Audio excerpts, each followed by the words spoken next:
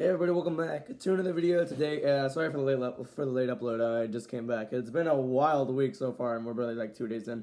But yeah, today we're going to be going over the Great American Bash that happened this Saturday. Yeah, basically I'm gonna go over all 5 matches and I'm gonna rank them and give the full show a rating at the end of it. So yeah. So I wrote these down like as the show was going on, so I haven't changed any of my thoughts. So yeah, let's get right on into it. Started off with Javon Evans versus Jasper Troy. It was a really fun match in my opinion. Pretty good. Nothing really much to say. It was just a pretty good match. I mean, yeah, Jasper Troy ended up. Actually, no, Javon Evans ended up getting the win. I picked Jasper Troy and Javon Evans got the win. Honestly, I didn't think they would do that, but cool, I guess. I think they might continue that feud. I don't know. But it was honestly a pretty good match in my opinion. Pretty fun. So yeah. Next up was the NXT Women's North American Championship between Sol Ruka versus Izzy Dame. Pretty cool to see. I said Prizzy. Pretty cool to see Izzy Dame get some PLE moments right here. Another really fun match in my opinion. That's good. Sol Ruka ended up retaining, and yeah, nothing really too insane happened. It was just a really fun match in my opinion. So yeah, I'm gonna give it a 3.8 out of 5. It was pretty fun.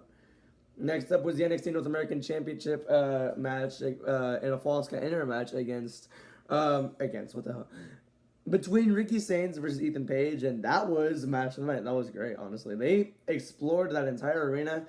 They hit their craziest spots. Jasper Troy got involved with Ricky Sainz, and Ethan Page ended up getting the win with that sick ass table spot. That's honestly insane. This was a really fun match in my opinion. Definitely one of NXT's best matches of the year. Not the best match because we know what the best match is. That was Obafemi versus Javon versus Trick. That was the best match of the year for NXT. But this one, it's in the top 5 for me. It was a really fun match. I'm gonna give it a 4 out of 5. It was really fun in my opinion. So yeah. Next up was the NXT Championship between Yoshiki Inamura versus Obafemi. Another really fun match in my opinion. This show did not miss and did not have any bad matches in my opinion. I thought all of them were really fun to watch. Yeah, it was a really fun match in my opinion. Obafemi ended up retaining. NXT is not even over yet, but next week it's gonna be Yoshiki, Oba, and Josh Briggs in a triple threat for the title. So yeah, pretty cool there. I'm gonna go to 3.7 out of 5. It was really fun in my opinion. So yeah. And the main event was sadly the worst match, but the fact that this is the worst match and it's not even bad at all says how great the show was. Jordan Grace and Blake Monroe versus Fatal Influence in a tag match. That was honestly, it was a good match, just not as good as the others, but it was still a solid match in my opinion. Jordan and Blake got the win, obviously. It was just a routine tag match. Everyone thought a heel turn would happen here because it was a main event.